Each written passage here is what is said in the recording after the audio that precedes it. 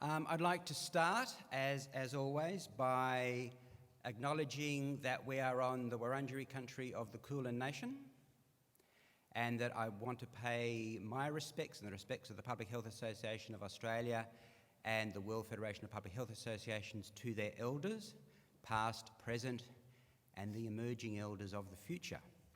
And I also wish to acknowledge that we are on their country and it is unceded, and we are occupying it, however, also with their gracious acknowledgement of our capacity to be here, despite that happening. And I'd also like you for a moment just to become aware of each other here in the audience and up here on the stage, and just notice the presence of the other people in the room.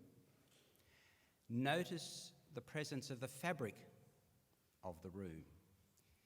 Let yourself be aware of the other life, the non-human life that's in this room.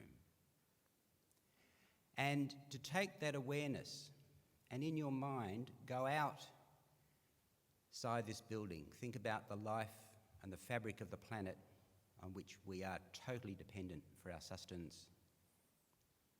And even out into the stardust of the universe. Just become aware of your connection. Their atoms are your atoms are their atoms. And then holding this appreciation of oneness with the universe, come back into the room, again, become aware of each other and yourselves and your internal workings and your lunch. And hold that awareness while you're listening to us up here this afternoon. As I said, we humans are facing a set of great, exciting, daunting challenges. And the Sustainable Development Goals are one of the ways which we are hoping to solve. But I would also make it clear that for most of these problems, solution is not an answer. What we're actually trying to do is manage the situation. And underlying all this, the reason we're here is because we've got this deep passion and interest in improving human well-being. So I've asked each of the speakers to address these two questions. Basically, how do we build an eco-social approach to implementing the Sustainable Development Goals? But at a very practical level, what does this mean at a policy, planning and operational level for us as public health practitioners, both at a global and a national, and probably more realistically, based on Mayor's idea, a local level? Now, there's a whole lot of things going wrong with the world at the moment. And each of us in our own worlds are trying to tackle one of these things, or maybe a couple of these things. And they keep popping up. And they're interconnected. We're actually dealing with a system of interrelated problems. And what I'm postulating here, and this has come up several times already, is that it's a failure of governance, a failure of governments to regulate, that has allowed corporations to dictate the narrative that we're listening to and to run the system to their own purpose. And so what we have to do, my thing is, what we have to do at a fundamentally basic level is transform how we do governance.